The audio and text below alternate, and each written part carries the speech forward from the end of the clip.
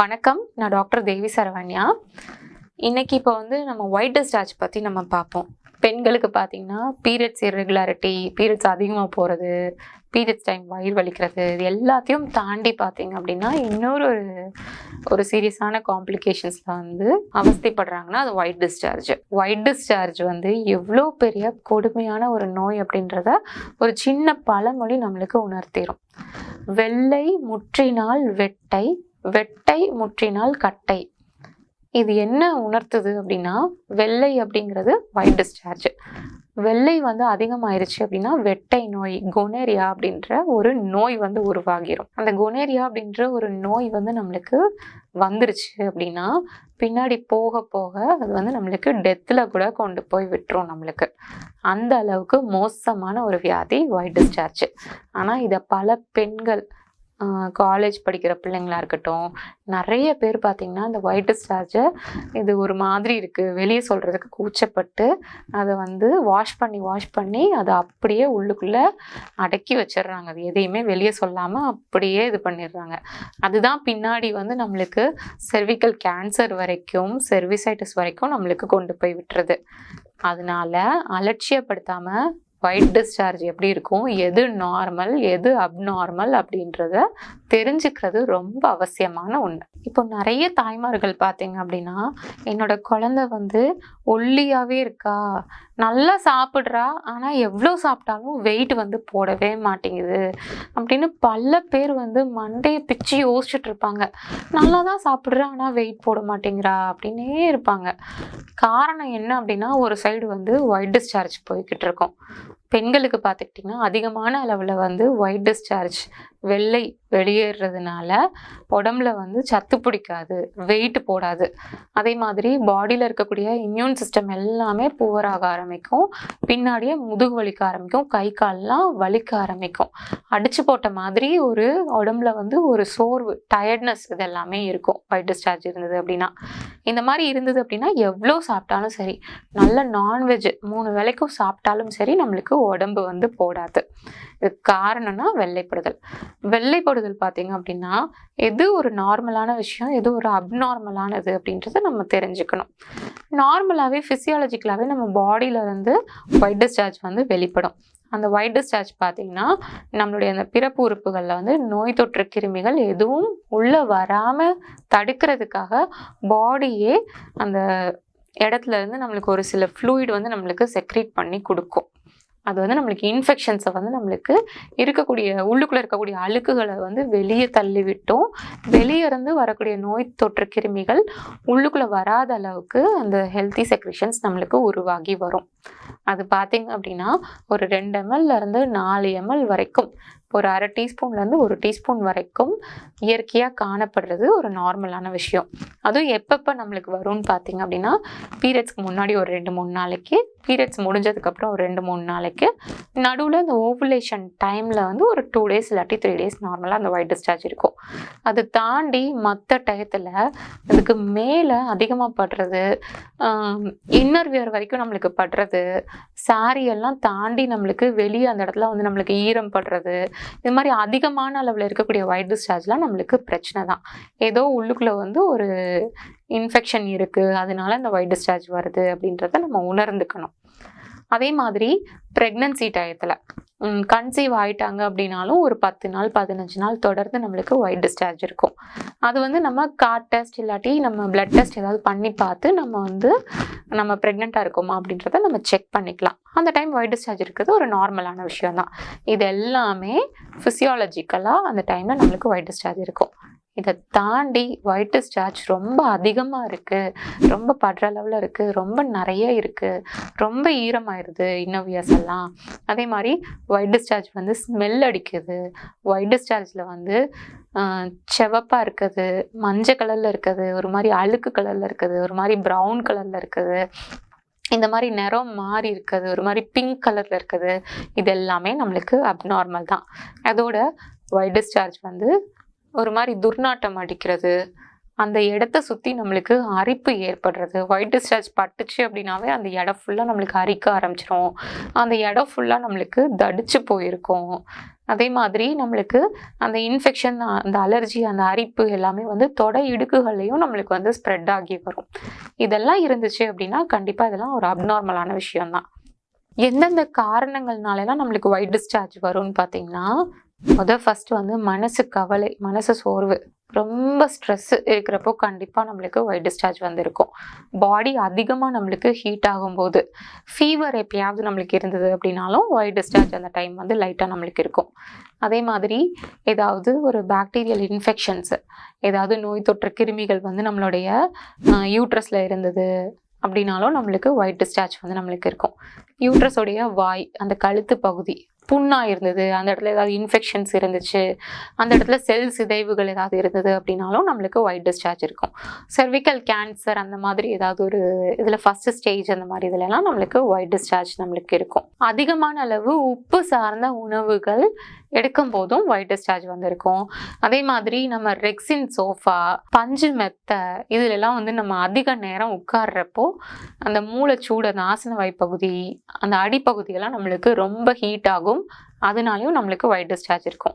வாரத்துக்கு அட்லீஸ்ட் ஒரு 2 தடவை நம்ம தலை குளிக்கல அப்படின்னாலும் ஒயிட் டிஸ்சார்ஜ் இருக்கும். இந்த சைனசைட்டிஸ் பேஷண்ட்லாம் பார்த்தீங்கன்னா 1 வாரம், 2 வாரம், 3 வாரம் வரைக்கும் தலை குளிக்காமல் இருந்துகிட்டே இருப்பாங்க. அந்த மாதிரி கண்டிஷன்ஸ்லையும் நம்மளுக்கு ஒயிட் டிஸ்சார்ஜ் இருக்கும். அதே மாதிரி ப்ராப்பராக நம்மளுக்கு வந்து ஒரு டாய்லெட் நம்ம யூஸ் பண்ணுறோம் அப்படின்னா ஹைஜீன் இல்லாமல், சுத்தமாக இல்லாத கழிவறைகள் நம்ம யூஸ் பண்ணுறோம் அப்படின்னாலும் அதுலேயும் நம்மளுக்கு இன்ஃபெக்ஷன்ஸ், டாய்லெட் இன்ஃபெக்ஷன் மாதிரி நம்மளுக்கு ஸ்ப்ரெட் ஆகி அதுல இருந்தும் நம்மளுக்கு ஒயிட் டிஸ்சார்ஜ் ஏற்பட ஆரம்பிக்கும். இந்த வெள்ளைப்படுதல் ஒயிட் டிஸ்சார்ஜ் இருந்துச்சு அப்படின்னா 80% பேருக்கு இயற்கையாகவே சரியாயிரும். கொஞ்சம் இந்த வாழ்வியல் முறைகள் மட்டும் நம்ம மாற்றிட்டு வந்தோம் அப்படின்னாவே சரியாயிரும். என்னென்ன பண்ணலாம் அப்படின்னா, ஃபஸ்ட்டு பாடியோட ஹீட்டை வந்து நல்லா குறைக்கணும். தண்ணி வந்து நம்ம அதிக அளவில் குடிக்கணும். தண்ணி குடித்தோம் அப்படின்னாலும் நேச்சுரலாக நம்ம பாடி ஹீட் குறையும். அதுக்கப்புறம் ஒயிட் டிஸ்சார்ஜும் குறைய ஆரம்பிச்சிடும். அப்புறம் வீக்லி ஒன்ஸ் இல்லாட்டி ட்வைஸ் வந்து நம்ம கட்டாயம் ஆயில் பாத் எடுக்கணும். ஆயில் பாத் எடுத்தீங்க அப்படின்னா அன்னைக்கே ஒயிட் டிஸ்சார்ஜ் குறையும். காலையில் ஆயில் பாத் பண்ணுறீங்க அப்படின்னா அன்னைக்கு மதியம் பார்த்தீங்க அப்படின்னா ஒயிட் டிஸ்சார்ஜ் என்னைக்கும் போல அளவுக்கு இருக்காது. அன்னைக்கு நல்லாவே கம்மியாக இருக்கும். அது ரொம்ப அவசியம். சாதாரண உடைகள் வந்து நம்ம யூஸ் பண்ணுறப்போ டைட்டாக லெகின்ஸு, ஜீன்ஸ் பேண்ட்டு இது மாதிரிலாம் போட வேண்டாம். அதை ஃபுல்லாக அவாய்ட் பண்ணிவிட்டு சாரீ, பாவாடை, தாவணி இந்த மாதிரி அடியில் நல்லா காற்றோட்டமாக இருக்கக்கூடிய உடைகள் வந்து யூஸ் பண்ணுங்கள். மெயினாக வந்து காட்டன் கிளாத்ஸ் வந்து யூஸ் பண்ணுங்கள். இன்னர் வியர் யூஸ் பண்ணுறீங்க அப்படின்னா காட்டனில் நல்லா ஃப்ரீயாக இருக்கக்கூடியது யூஸ் பண்ணுங்கள். ரொம்ப டைட்டான கார்மெண்ட்ஸ் வந்து யூஸ் பண்ணாதீங்க. இது வந்து நம்மளுக்கு ஏர் ஃப்ளோ நம்மளுக்கு நல்லா இருக்கவே வந்து பார்த்திங்கன்னா ஒயிட் டிஸ்சார்ஜ் வந்து நம்மளுக்கு கொஞ்சம் கொஞ்சமாக நம்மளுக்கு குறைய ஆரம்பிக்கும். இந்த ஈரம் நம்மளுக்கு வர்றது அப்படியே காஞ்சிரும். நம்மளுக்கு ஏர் ஃப்ளோ இருந்துச்சு அப்படின்னாவே ஒரு சைடு நம்மளுக்கு வந்து அதிகமாக உள்ளுக்குள்ளே இருந்து நம்மளுக்கு இன்ஃபெக்ஷன் வந்து எப்போ நம்மளுக்கு அதிகமாகும், எப்போ நம்மளுக்கு ரேஷஸ் எல்லாமே நம்மளுக்கு உருவாகும்னு பார்த்திங்கன்னா ஒயிட் டிஸ்சார்ஜ் ஒன்று உள்ளுக்குள்ளேருந்து நம்மளுக்கு வந்துட்டே இருக்கிறது வேர்வையோடு சேர்ந்து நம்மளுக்கு படும்போது அது உள்ளுக்குள்ளேயே நம்மளுக்கு ஸ்டாக்னன்ட் ஆகி ரொம்ப நேரமாக அது இருக்கிறப்போ தான் நம்மளுக்கு அரிப்பு, படை, நமைச்சல் எல்லாமே நம்மளுக்கு உருவாகும். அதை நம்ம க்ளீன் பண்ணிட்டோம், இல்லாட்டி ஏதாவது எக்ஸ்டர்னல் வாஷ் வச்சு நம்ம வாஷ் பண்ணிட்டோம், நம்ம சுகாதாரமாக வச்சுக்கிட்டோம், சுத்தமாக வச்சுக்கிட்டோம் அப்படின்னாவே அது படிப்படியாக அந்த இன்ஃபெக்ஷன்ஸ் நம்மளுக்கு குறைய ஆரம்பிச்சிடும். தினசரி வந்து நம்ம சன்லைட் படுற மாதிரி பார்த்துக்கணும். சன்லைட்லேருந்து நம்மளுக்கு விட்டமின் டி சத்து நம்மளுக்கு நல்லா கிடைக்கும். ஒயிட் டிஸ்சார்ஜ் மூலமாக நம்மளுக்கு பேக் பெயின், கை கால் வலி எல்லாமே நம்மளுக்கு வந்துச்சு அப்படின்னாலும் சன்லைட் ஒரு சைடு நம்மளுக்கு விட்டமின் டி சத்தை குறைய விடாமல் பார்த்துக்கும். அந்த வலிகள் வந்து இருக்காது. அதே மாதிரி நம்ம யூஸ் பண்ணுற இன்னர்வியர்ஸ், பேண்டிஸ் எல்லாமே வந்து நல்லா ஹாட் வாட்டரில் நல்லா வாஷ் பண்ணிவிட்டு அதை வெளிப்புறமாக எடுத்து போட்டு வெயில் படுற மாதிரி நல்லா காய வச்சு எடுத்து வச்சுக்கணும். அதே மாதிரி நிறைய பேர்த்தோடைய வீட்டில் வந்து இப்போ பார்த்தீங்க அப்படின்னா ரெக்ஸினால் உருவாக்கப்பட்ட சோஃபாஸ் தான் அதிகமாக இருக்குது. அந்த சோஃபாவில் வந்து அதிக நேரம் உட்கார்றதை வந்து ஃபஸ்ட்டு அவாய்ட் பண்ணுங்கள். அதை அவாய்ட் பண்ணிவிட்டு பிளாஸ்டிக் சேர்ஸ்லையோ இல்லாட்டி வயர் சேர் அந்த மாதிரிலாம் இருக்குல்ல, அதில் வந்து உட்கார பழகிக்கோங்க.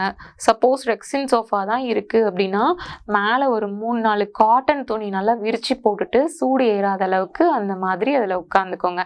இதெல்லாம் மாற்றிட்டு வந்தீங்க அப்படின்னாவே கண்டிப்பாக ஒயிட் டிஸ்சார்ஜ் வந்து குறைய ஆரம்பிச்சிடும். அதுக்கப்புறம் பாடிக்கு அதிகமான ஹீட் கொடுக்கக்கூடிய உணவுப் பொருட்களை வந்து முற்றிலும் தவிர்த்துருங்க. ஊறுகாய் அதிகம் சாப்பிட்றது, பிராய்லர் சிக்கன்ஸ்லாம் அதிகம் சாப்பிட்றது, இது எல்லாமே கண்டிப்பாக ஒயிட் டிஸ்சார்ஜை அதிகப்படுத்தி விடும். அது எல்லாத்தையும் கம்மி பண்ணிக்கோங்க, குறைச்சிருங்க, இல்லை முடிஞ்ச அளவுக்கு அவாய்ட் பண்ணிடுங்க. இந்த ஒயிட் டிஸ்சார்ஜ் கொஞ்சம் அதிகமாக இருக்குது அப்படின்னா இயற்கை முறையிலேயே நம்ம என்ன பண்ணி இதை சரி பண்ணிக்கலாம் அப்படின்றதுக்கு ஒரு சின்ன 2-3 டிப்ஸ் நான் தரேன். அதை ஃபாலோ பண்ணிக்கோங்க. ஒயிட் டிஸ்சார்ஜ் அதிகமாக இருந்தது அப்படின்னா நல்ல தூக்கம் ஃபஸ்ட்டு நம்மளுக்கு தேவை. நைட் வந்து நல்ல ஸ்லீப் வந்து ப்ராப்பராக இருக்கணும். முழிச்சிட்டு சரியாக தூக்கம் இல்லாமல் இருந்தது அப்படின்னாலும் ஒயிட் டிஸ்சார்ஜ் அதிகமாக இருக்கும். கவலை, சோர்வு அந்த மாதிரி ஏதாவது இருந்தது அப்படின்னா அதுக்கேற்ற மாதிரி மெடிடேஷன், மூட் ஸ்விங்ஸ் மாற்றிட்டு வேறு எதையாவது உங்களுக்கு நல்ல எது ரொம்ப இன்ட்ரெஸ்டடாக இருக்கோ அதில் வந்து ஆக்டிவிட்டீஸ் வந்து என்கேஜ் பண்ணிக்கோங்க. ஸோ அப்படி இருக்கிறப்போ உங்களுடைய மைண்ட் வந்து சேஞ்ச் ஆகும். ஏதாவது கோவம், ஸ்ட்ரெஸ், ஆங்ஸைட்டி அது மாதிரி ஏதாவது இருந்துச்சு அப்படின்னாலும் அந்த மூடெல்லாம் நம்மளுக்கு மாறிடும். அதுக்கப்புறம் பார்த்தீங்கன்னா ஃபுட்டில் வந்து ஒயிட் டிஸ்சார்ஜ் கம்மி ஆகிறதுக்கு சேர்த்துக்கக்கூடிய உணவு என்ன அப்படின்னா நிறைய பேர்த்துக்கு தெரியும், வெள்ளை பூசணிக்காய்.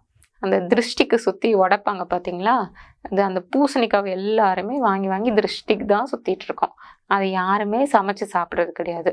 அதை சாம்பாரில் போட்டு சாப்பிடலாம், இல்லாட்டி வெள்ளை பூசணியை நல்லா சமைச்சு அதில் மிளகு சீரகம் தூவி நம்ம அவியல் மாதிரி கூட நம்ம வச்சு சாப்பிடலாம். இந்த மாதிரி நம்ம வச்சு சாப்பிட்டு வரப்போ கண்டிப்பாக நம்மளுக்கு ஒயிட் டிஸ்சார்ஜ் குறையும். வாரத்துக்கு ஒரு 3 நாள் இதை வந்து நம்ம சமைச்சு சாப்பிட்டுட்டு வரணும். அப்படி சமைச்சு சாப்பிட்டுட்டு வந்தோம் அப்படின்னாவே இயற்கையாகவே நம்மளுக்கு ஒயிட் டிஸ்சார்ஜ் நம்மளுக்கு சரியாயிரும்.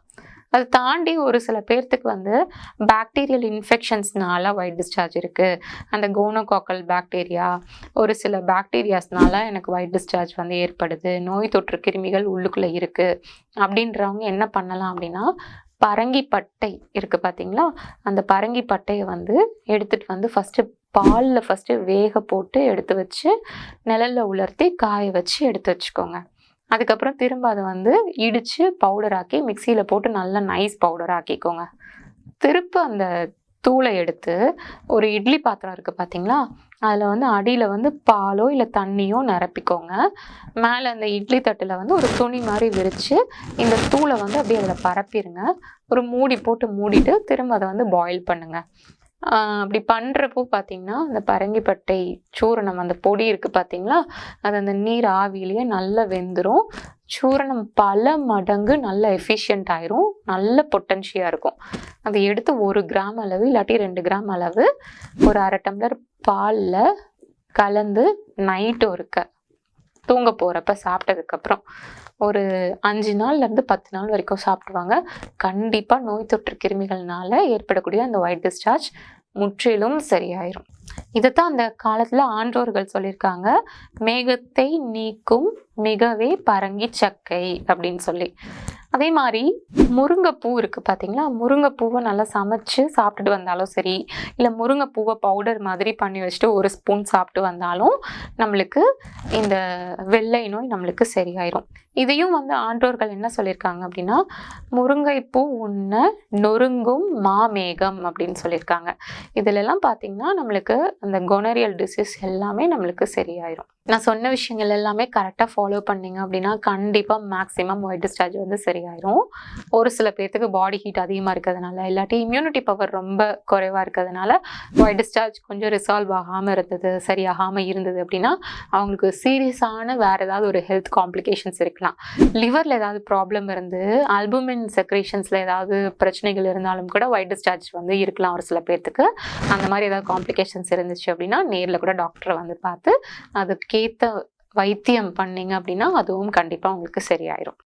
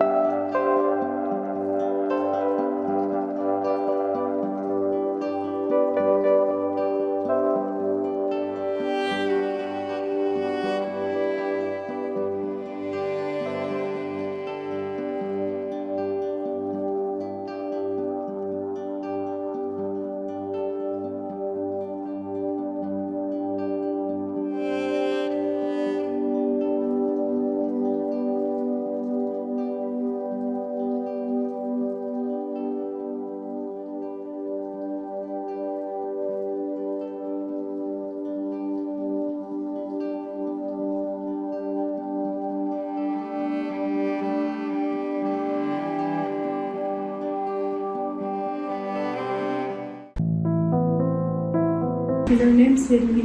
நான் வந்து ஆவடியிலேருந்து வரேன். நான் ஃபைப்ராய்டு கட்டிக்காக வந்து எங்கள் மேம் வந்து நான் பார்க்க வந்திருந்தேன்.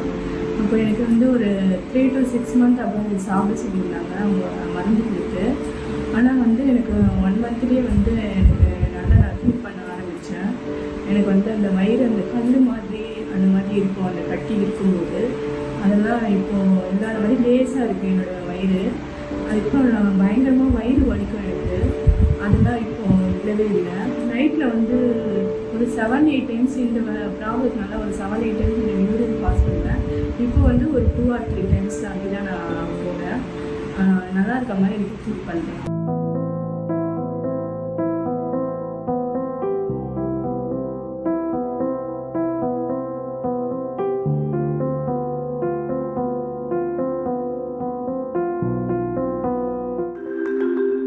Arush Herbal Hospitals.